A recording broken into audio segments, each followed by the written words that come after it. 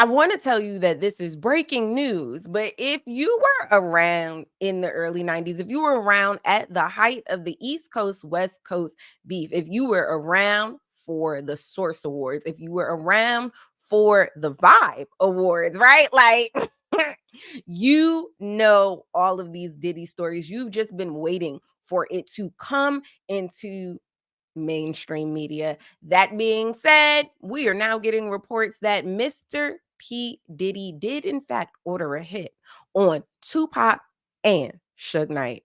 Let's chit chat. It's time to chit chat with your favorite pop culture critic.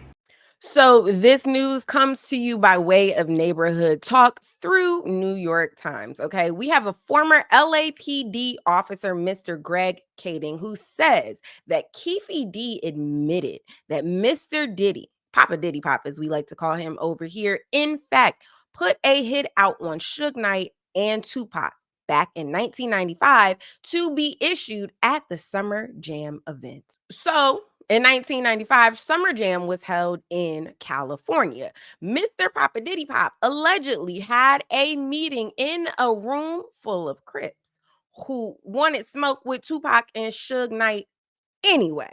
Keefe D says that Diddy offered him $1 million to get rid of Tupac Shakur and Suge Knight. If you were doing the math, that's about $500,000 a head. If you're gonna take me out, could I be $1 million?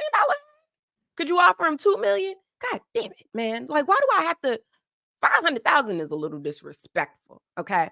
But it wasn't until 1996 when Tupac got into that altercation with Keefe D's nephew that really set things off. So, not only was Mr. Papa Diddy Pop offering the money, he offered the money in 1995. Again, it wasn't until 1996 when Tupac got into that altercation at the Mike Tyson fight that led to them really just kind of feeling it in their chest. The men felt like it was a personal attack. Like, now I really have to issue and make good on the hit because you're trying to play in my face. Okay. So it was Keefe D who was allegedly supposed to finalize the ending of the lives. However, he passed the street artillery to the nephew who had gotten into the altercation with Tupac, and we know how the story goes from there. Unfortunately, Tupac is no longer with us. Keefe D wrote about this in his 2019 memoir. You know, Keefe D was all on the internet talking about it as if there was like a statute of limitations. Sir, we're looking for you. Sir, you were involved. Sir, get your ass in jail, right? Yeah. My thing is like,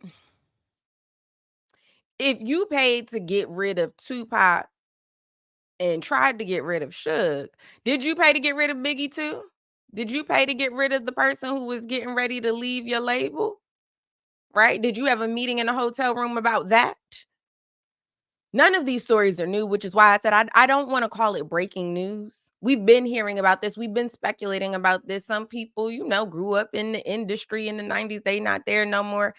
Everything happens for a reason or is the way that it's supposed to happen. But my God, I wish that Tupac would have listened to Kidada Jones, Quincy Jones' daughter, his fiance at the time, when she told that man to wear the bulletproof vest that he wore, all the time.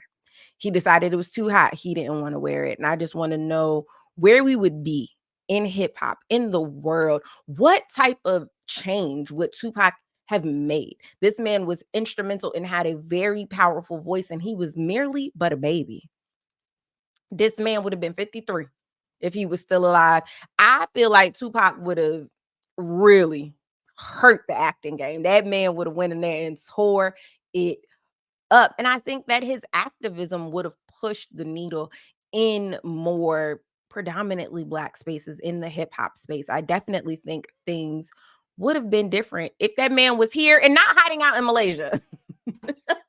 You knew we was going to have to tap into a little bit of a conspiracy theory, just a little bit.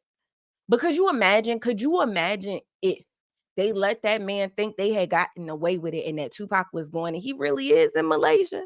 What if Tupac has got a hand in all of this? He's helping orchestrate it. This who you need to go look for. This who you need to go talk to. Child. If at the end of all of this Diddy mess, Mr. Tupac come back, because his statute of limitations is up, baby. If he done faked his unaliving child, it's done. That was done back in like 07 or something. The statute of limitations is up, sir. Sir, once they lock Diddy up, come back and holler at us. Thanks for chit chatting. Bye.